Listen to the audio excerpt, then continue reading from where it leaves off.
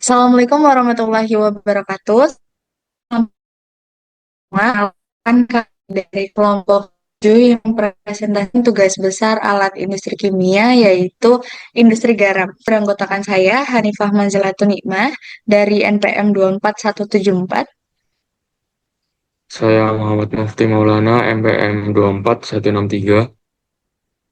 Kenalkan, saya Raisya Dinia dengan NPM 24146. Perkenalkan, nama saya Radika Ramadan Aulia dengan NPM 24176. Perkenalkan, saya Aida Tasya Rahmadaniyah dengan NPM 24267. Perkenalkan, saya Desi Nanda dengan NPM 24027. Baik, pada kesempatan kali ini kami akan menjelaskan diagram atau flow sheet-nya dari industri garam sendiri. Baik, pada industri garam dimulai dari crude salt atau garam yang hasil panen dialirkan menggunakan atau ditransportasikan menggunakan belt conveyor. Belt conveyor sendiri di sini adalah alat transportasi dan dipilih karena efisiensinya dan juga kestabilannya dalam mengangkut garam dalam jumlah besar tanpa kerusakan kristalnya. Prinsip kerjanya yaitu sabuk dari belt conveyor itu nanti akan bergerak akibat putaran dari polenya dan yang digerakkan oleh motor listrik. Jadi garam di atasnya itu terbawa sepanjang lintasannya dan di ujung nanti akan jatuh karena akibat gaya gravitasi. Garam dari belt conveyor akan dimasukkan ke dalam hopper, di mana hopper ini adalah alat atau wadah penampungan sementara untuk menyalurkan garam ke proses selanjutnya. Alat ini dipilih karena mampu mengatur aliran bahan secara terkontrol dan kontinu, serta menjaga kestabilan dan alur masuk dari garamnya itu sendiri. Dan prinsip kerjanya itu nanti garam akan masuk ke dalam dari bagian atas ke dalam ruangan yang berbentuk piramida terbalik dan nanti akan mengalir ke bawah karena adanya gaya gravitasi. Selanjutnya akan dialirkan lagi menggunakan belt conveyor dan dimasuk ke dalam proses grinding atau size reduction. Nah, bahan yang masuk di sini berukuran 0,7 mm dan nanti akan di size reduction atau pengecilan ukuran oleh hammer mill.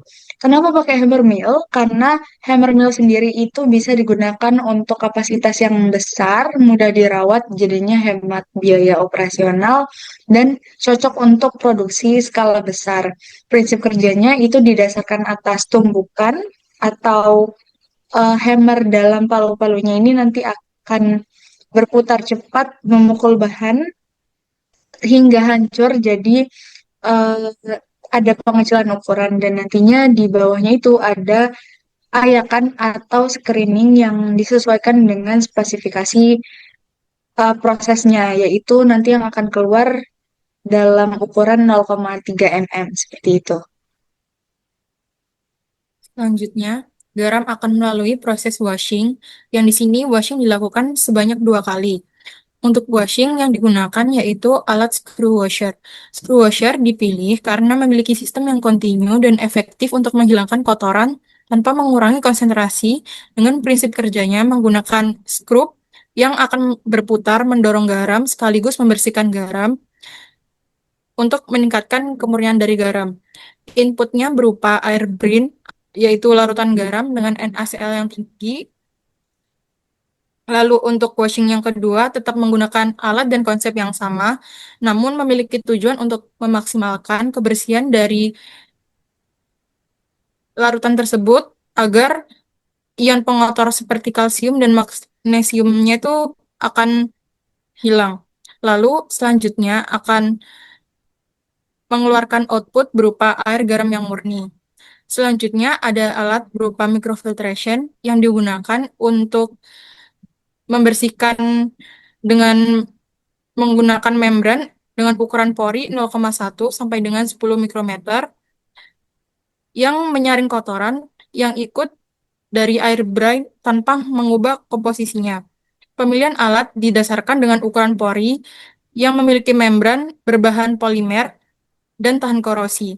inputnya berupa larutan garam murni dan memiliki output berupa filtered garam terlarut bersih dan sisa partikel kotoran.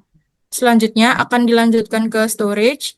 Di storage, di storage tank akan berisi berupa larutan garam dan garam dan partikel yang kecil, lalu akan dilanjutkan di washing, dan apabila sudah mendapatkan larutan garam yang benar-benar murni, akan dilanjutkan ke alat selanjutnya. Oke, selanjutnya akan masuk ke tahap berikutnya yaitu tahap training menggunakan alat yang bernama centrifuge. Centrifuge ini dipilih karena dapat mengurangi kadar air secara efisien agar diproses rotary dryer lebih hemat energi dan menjaga kualitas si garam. Prinsipnya, garam akan masuk ke dalam centrifuge. Centrifuge ini akan berputar, di mana nanti si air yang memiliki massa jenis yang besar akan keluar, dan si garam akan menempel di dinding-dindingnya.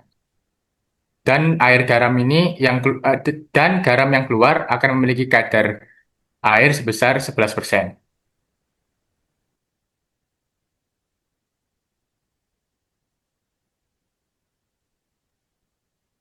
Kemudian untuk pengurangan kadar air dengan rotary drying itu memerlukan uap. Nah, uap ini berasal dari gas alam berupa gas LPG yang dialirkan pada gas flow, di mana gas flow ini sistemnya mengalirkan stabil ke sistem pemanas berikutnya. Nah, kemudian setelah dari gas flow ini, aliran kemudian dibawa ke flow splitting, di mana pada flow splitting ini aliran dibagi menjadi dua. Aliran utama digunakan untuk proses yang lainnya, sementara aliran utama digunakan pada steam generation.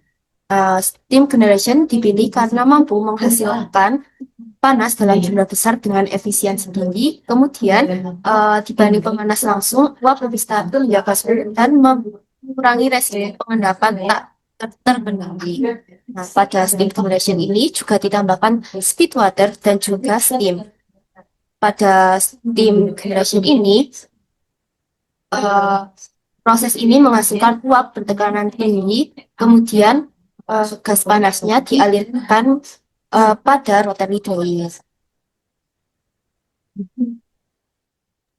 Oke, selanjutnya garam yang sehabis dari centrifuge akan masuk ke dalam rotary drying. Rotary drying ini Rotary dryer ini dipilih karena dapat mengeringkan garam hingga kadar air yang sangat kecil. Dan juga prosesnya berlangsung secara cepat dan juga merata. Jadi, prinsip kerjanya yaitu si rotary dryer ini kan berbentuk silinder, jadi akan berputar. Lalu garam itu akan masuk sekaligus uap panasnya tadi. Lalu uap dan garam akan berkontak sehingga air yang ada di dalam garam akan menguap dan akan keluar. Lalu garam ini akan memiliki kadar air sebesar 1-3% air. Selanjutnya, garam ini akan masuk ke tahap berikutnya yaitu heat exchanging dengan alat yaitu ambient air blower, di mana itu dipilih karena bisa mengurangi suhu dalam garam agar diproses vertifikasi ag- eh, saat di verifikasi ini si K-iotika tidak akan menguap.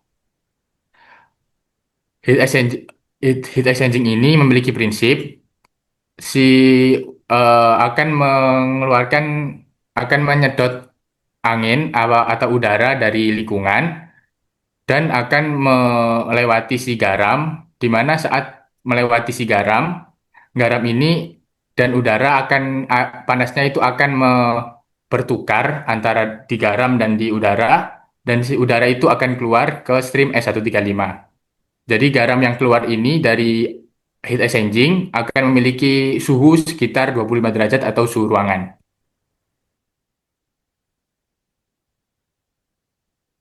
Oke, berikutnya dari tahap heat exchanging tersebut, garam dilakukan pemrosesan fortifikasi menggunakan alat mixer tank. Pada alat mixer tank ini dipilih sebagai alat utama mencampurkan garam dengan larutan fortifikan yang berupa kalium iodat KiO3. Pemilihan alat ini didasarkan pada prinsip homogenisasinya, yaitu untuk memastikan penyebaran zat KiO3 tersebut agar merata ke kristal garam, di mana zat KiO3 ini akan menggunakan prinsip absorpsi berupa penempelan ke dalam larutan kristal garam tersebut. Diserteng ini bekerja dengan sistem pengadukan mekanik, di mana dia menggunakan impeller yang menghasilkan aliran turbulen agar larutan iodium tersebut bercampur sempurna dengan garam halus tanpa kopal. Setelah proses pencampuran di sini selesai, garam tersebut dialirkan selanjutnya ke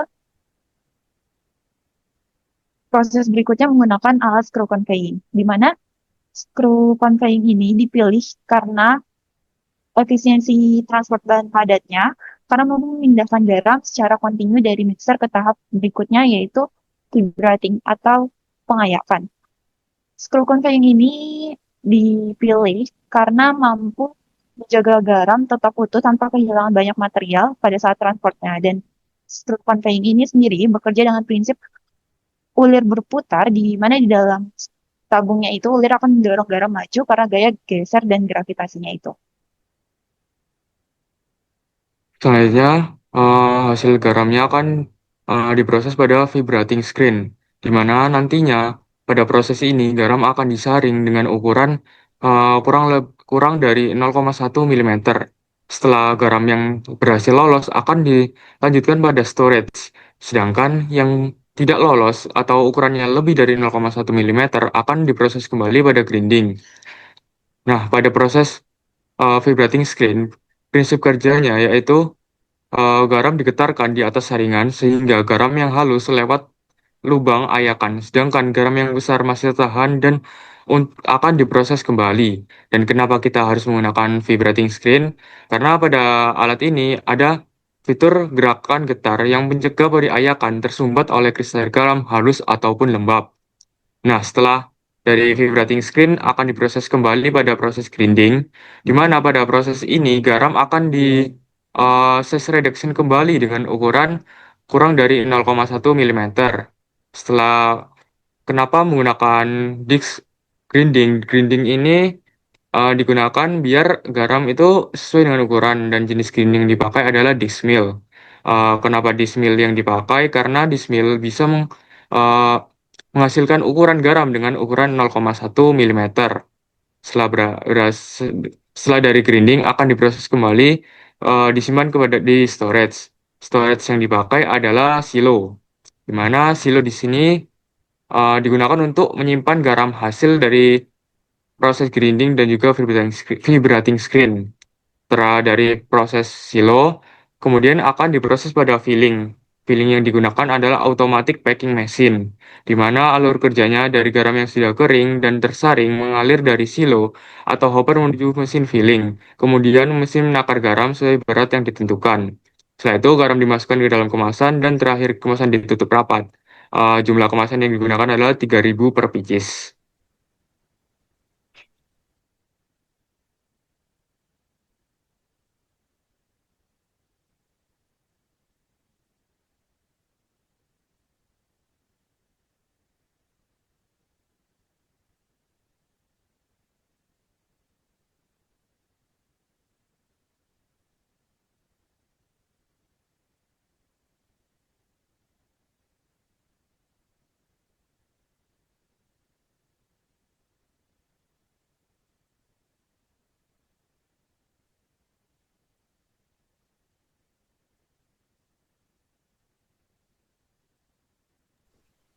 Baik, sekian dari presentasi kami mengenai industri garam. Semoga bisa bermanfaat untuk teman-teman semua. Sampai jumpa di proyek selanjutnya. Terima kasih. Wassalamualaikum warahmatullahi wabarakatuh.